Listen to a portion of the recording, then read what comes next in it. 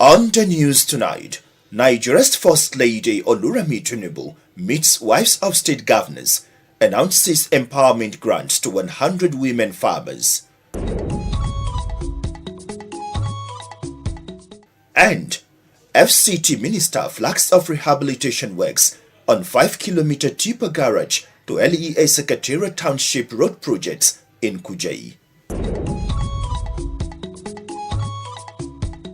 And Muslim women celebrate as the world marks International Hijab Day.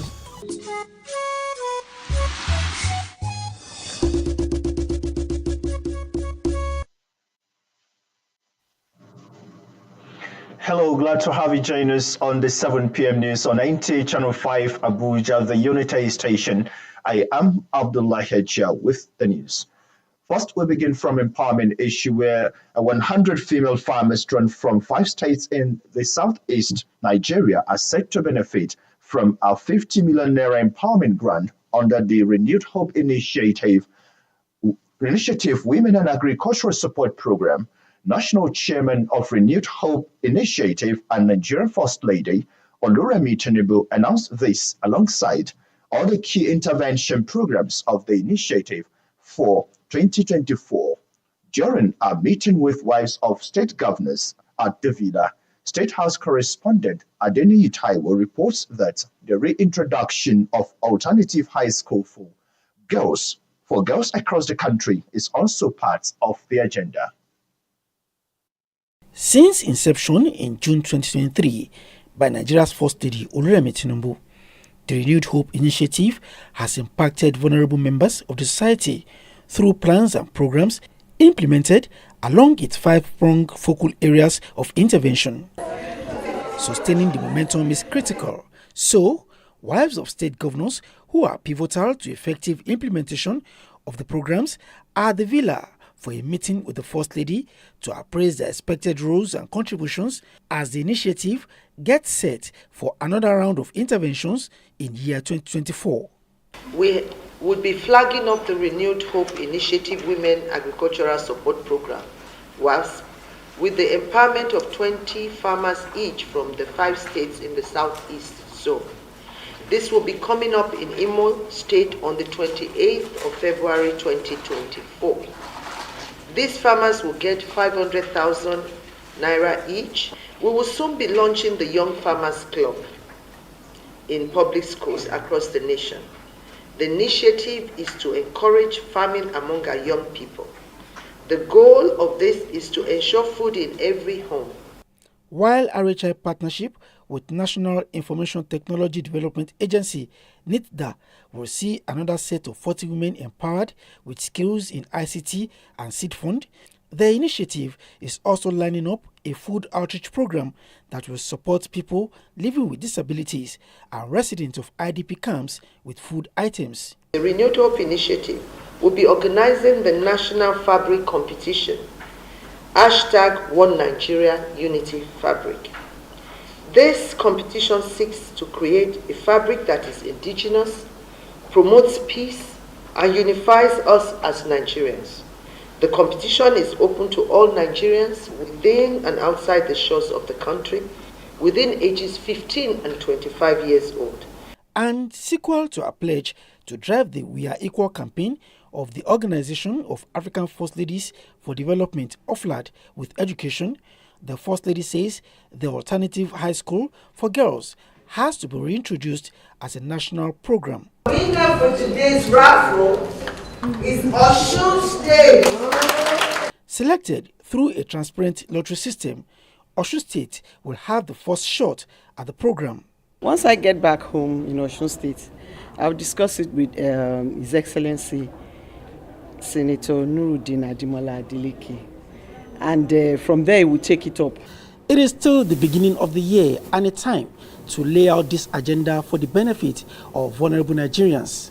It is expected that by engaging these critical stakeholders, RHI programs will attract effective implementation and desired results. In the State House, Adeniyi Taiwo, NTA News. Away from that, residents of Kuje town will now heave a sigh of relief with the flag off of the rehabilitation works of the 5-kilometer tipper garage to LEA Secretariat Township Road project. Onusi Yakubu brings us details. And unruly behavior of motorists, especially at peak hours, are the usual norms while plying this route. This is as a result of the deplorable condition of the road. But this ugly development will soon be a thing of the past with the flag off of the rehabilitation works. FCT Minister Yeson Wike says all arrangements have been put in place to ensure its timely completion. Agreement is what? Agreement. So now we are giving you money. Go and prepare yourself. If you don't do our work, I don't know where you come from. I don't know what connections you have. I don't care. You must do our work. The road project will also help in curbing the menace of insecurity, which is one of the area of concern of our administration, by simplifying the operations of security personnel within the area council. We at the National Assembly will be there to give you all the necessary support. And we can see what you are presently doing. At least for now, we know that FCT have a minister. And we are seeing things happening. And we want to assure you that we will be here to support you anytime, any day. Chairman of the Kuje Area Council, Abdullahi Sabo, and the community leader lauded the project with an appeal for the provision of more infrastructure at the grassroots. You're coming to Kuje today within few days of your last visit. It's a clear shown of your love for development at the grassroots. We are indeed very, very grateful. Your Excellency, you have proven to the people of Kuje that you are an elder statesman and a man of integrity. Above all, you are the man of your ways. All your activities, the people at the satellite town feel more impact on your activities, and we shall continue to pray for you. This is the third leg of the exercise to be replicated across the 6 area councils of the FCT. Onoze Yakubu, NTA News. Now, talking a bit on spirituality, the honor of Abaji Adamu Baba Yunusa has enjoined Muslim women to emulate the Sisters of Jannah, as it champions propagation of Islam and helping humanity. The traditional ruler stated this when the Islamic faith-based women group visited his palace for partnership with Abaji community. Yours sincerely covered that event. The Abuja zone of Sisters of Jannah, in widening its tentacles of Islamic propagation and humanitarian service, took its advocacy partnership to the honor of Abaji's palace, where the traditional ruler was conferred with the honor of Grand Patron of the organization. Thereafter, commitments that would be beneficial to the community were made. We have in the pipeline to build a well for the needy community in Abaji. Then we have what we call a Ramadan care, where we reach out to Muslims who find it difficult to feed during the Ramadan. We have package for them that we have promised the honor that we are going to bring down to Abaji in order to assist. In future, we would like to build an empowerment center where we will train these women on acquiring skills that can help them to be economically viable as well as being independent and self-reliant. The visitors also intimated their host on a number of interventions carried out, especially in the lives of the needy, widows and children across communities since the establishment of the faith-based Islamic organization in 2016. The honor of Abaji, who accepted the honor, commends the Sisters of Jannah for assisting the growth of society while serving Allah. That's why you don't appreciate it. Because we believe that if they are doing you, if you do good in you, and people will test you. It's not you judging yourself that this is what I'm doing. With presence in 26 states in Nigeria and in diaspora, Sisters of Jannah says its results are tied to the vision to educate, empower, and enlighten the world. The hijab is part of total submission to the commandments of Allah as well as upholding the dignity of Muslim women was the crux of a lecture to commemorate the 2024 World Hijab Day. Hawa Gimba reports that scholars of the Islamic faith were on hand at the University of Abuja to give more enlightenment on the hijab. The report. The hijab as a symbol of humility, service and honor of a true Muslim woman has been in focus in the past week. Activities ranging from education, enlightenment prayers are all central to guiding the Muslim woman on the right path to worship.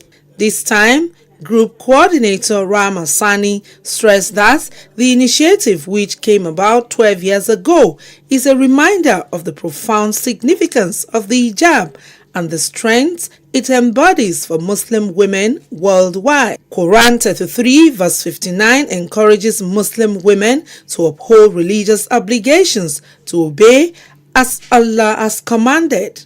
On the purpose of commemorating the day, stakeholders say it is to support Muslim women who choose to put on the hijab, as well as encourage religious tolerance and understanding of hijab among non-Muslims. The message is that we are just emphasizing that, look, in our hijab, we feel so protected. We have the ability to excel to whatever level. Yes, we need to explain ourselves because we are not being accepted. We need to explain ourselves because we are being victimized. We need to explain ourselves because we are being oppressed. Today we have heard a lot about the concept of hijab being a physical, a social and a spiritual barrier to the issues of the world. Professor Bilkisu Aminu Shinkafi from University of Abuja highlights the challenges being faced and the need for more awareness by all. It implies that women should wear plain, loose-fitting clothing from head to feet to cover their bodies. Take note, to cover their bodies when going out of their homes. The ordinances in the Quran governing the wearing of the hijab are compulsory. The coalition's message is that sensitization of the hijab is a continuous process, especially in schools, institutions and offices, with appeal to government to support the initiative. Hawa Gimba, NTA News. Hello, my bro. Man, the road is so heavy here. And there's so much traffic. I think we should go score now. Not a chance. Aisha. We don't quit, guys. I'll be there. Done.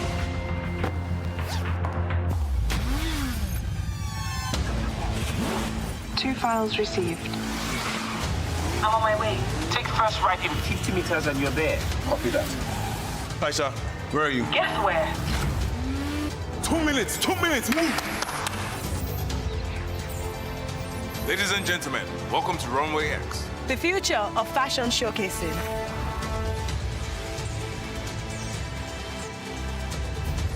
Very impressive. How did you pull that off?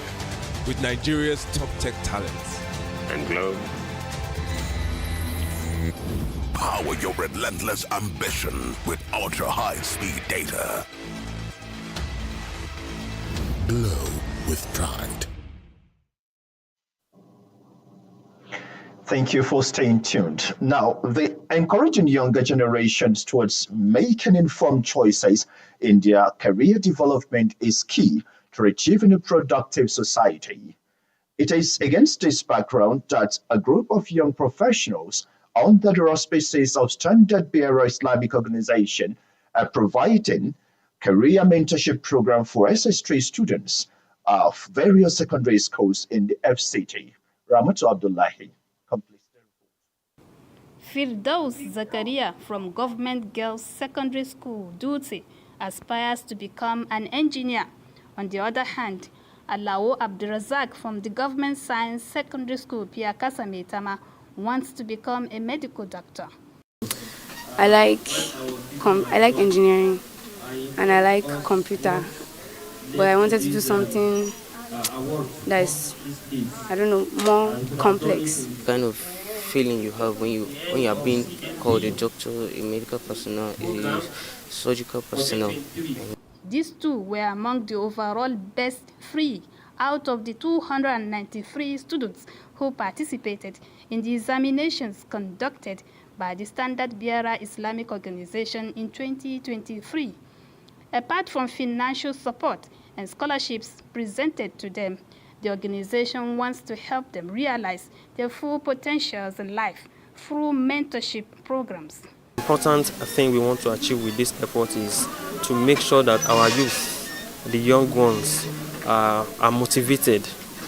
Because when you are not motivated, with what is going on in the world now, people want to get money anyhow. But we know that through academic excellence, we can achieve a lot. So how do we now motivate them? How do we mentor them to be morally upright, to be academic upright, and all other various means that a Muslim can be seen as the standard bearers among his folks. Guest speaker Abdurazak Olayode, who spoke on the theme Unlock Your Potential, said that through mentorship, students can picture how they can effectively progress in their future careers. If you have a mentor, you will not do try and error method in life. You will not get this job, then say, oh no, it seems I am good in mathematics, oh no, I'm good in sciences, no, I'm good in social sciences. A mentor will have let you understand, know where you are good at, and will put your parts on it, and you'll get to where you are going. It is hoped that this mutually beneficial mentoring relationship will help Firdaus and others shorten the journey towards achieving their dreams in life. Ramatu Abdullahi, NTA News. Women have been urged to play the role of mothers in the society by taking care of people who need love and to give attention especially to the sick. Wife of the officiating pastor Redeemed Christian Church of God, RCCJ, Christ the King Parish Apple, gave the advice during an outreach at the National Hospital, Abuja. Wayne Dogo reports. According to the Bible, in the book of Matthew chapter 25 verse 26, Christians are admonished to visit the sick. In view of this, God's women in ministry of the Redeemed Christian Church of God embarked on an evangelical outreach to the National Hospital Abuja, where they prayed for the sick and distributed items to them. The wife of the clergy, RCCG Christ the King Parish, Province 9, Pastor Mrs. Ayonike Rotimi said the outreach is part of the activities ahead of their Women in Ministry 2024 annual conference. When Jesus was ministering to some people, he said, some will be to the right, some will be to... And what made it to be like that? He said, when I was in prison, you visited me. When I was sick, you visited me. When I was hungry, you fed me. And those people at the right hand were asking, Jesus, when we see you sick and we visited you? He said, as long as you have done it to any one of these, you have done it unto me. And based on this, leveraging on the word of God is what we are doing today. To tell them that God loves them and God does not want anyone to die. We have come to pray for them as instruments to be used by God to touch them. Our Lord Jesus Christ loves people. Anywhere he goes about doing good, healing the sick, and we are children of the Most High God. That is what we have come to do, to show love and to preach to them. The women in ministry also took their evangelical outreach to the Lokogoma district, where they preached the good news of Christ and distributed food and other items to the less privileged. In Abuja, Wayne Dogo, NTA News. Now a bit on security. The FCT Commissioner of Police, Benneth Igwe, has paraded 6 suspected kidnappers allegedly involved in the Ido incident. Correspondent Onotu Yakubu brings us details. 20-year-old Buhari Muhammad is the alleged leader of the suspected 4 boys and 2 girls syndicate, with 1 other at large. Buhari is alleged to have been on the command's wanted list for a while now, while the two girls, Fatima Abdullahi and Zuliat Yusuf, are said to be the syndicate's informants and logistics suppliers. When you see them, you will not suspect them. They will come and buy things for them. You will not suspect them because they are girls. That is their work. So they are part of the kidnapping group. They used to come in from Kaduna to do the act. Today he is here with us. This is the leader, this is Buhari. So the law has caught up with him. This money they got from other kidnappings that do it. Look at the handset they used to collect from people. Commissioner of Police Bennett Igwe discloses to newsmen that the arrest is the result of coordinated operations by the command's anti-kidnapping unit, acting on credible intelligence. They are the group that kidnapped Joshua Eze and the Blessing Eze, the one that happened in Ido area. They are the group who have also arrested them. I want to say that it is not business as usual in crime in FCT, and it will not be. I just told you people that I am back, and we are going to hit the ground running. FCT is no longer a safe haven for robbers. The police boss hints that it is a new dawn for policing in the FCT, as he will be taking the war to the camps of the enemies head-on. In Abuja, Onotu Yakobo, NTA News. Away from that, there is a saying that any society that fails to recognize the culture of its people, such is soon to go into extinction. To eliminate these threats, Noble Guide Academy is bringing children together to celebrate the rich heritage of the Nigerian people and teach them the norms and values held dearly. Onotu Yakubu again brings us sights and sounds from the institution's International Cultural Day. The report. Teach them the lifestyles, values, languages, arts, and norms of their forebearers from the cradle, and they will grow up appreciating the values that the society cherishes. Therefore, the joy and pride of parents know no bound whenever institutions initiate these programs to fraternize their children.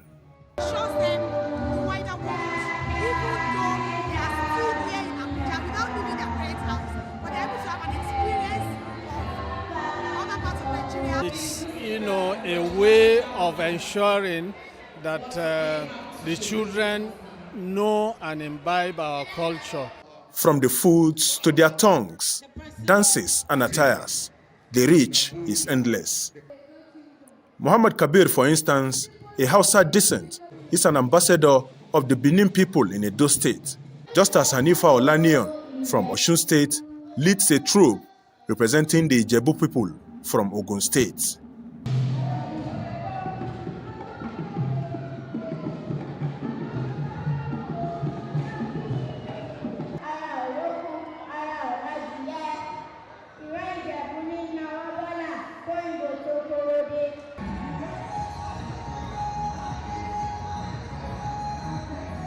Being a Hausa Fulani decent, it gave me an opportunity to know more about other cultures in Nigeria.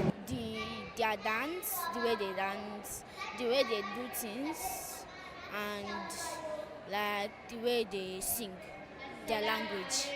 So what do you know about the Ijebu people? I know that they eat amala and ewedu soup. I can see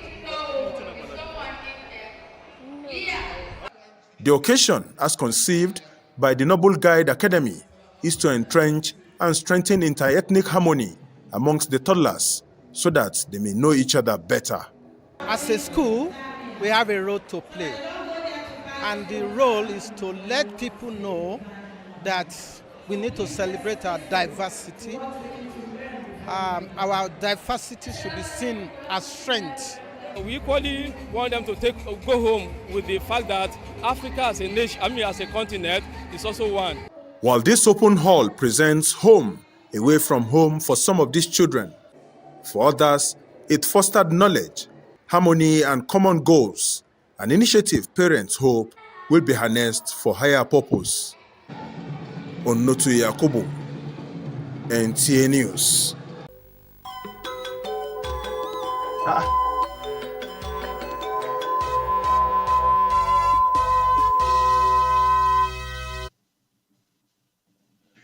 Let's get to the world of sports. Our sports text is ready.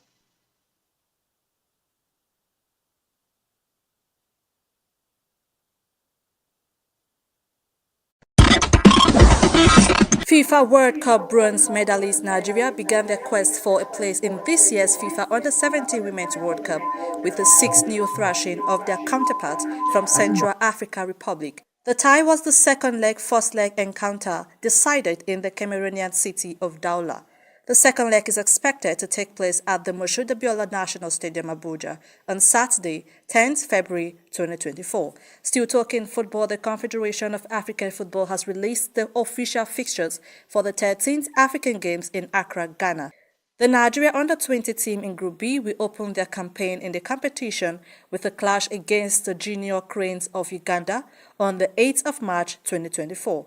To wrestling, Japan 2020 Olympic silver medalist Blessing Oborududu booked a slot in next month's African Games in Accra, Ghana. Blessing wasted no time dispatching her 68 kg opponent Tokere Apa of Bayelsa in a pinfall dominant fashion. With sports brief, Francis Kabile, NTA News.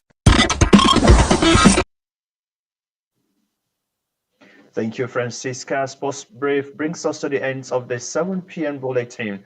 We thank you for your time. Let's do it tomorrow again. I am Abdullah Hajia. Bye for now.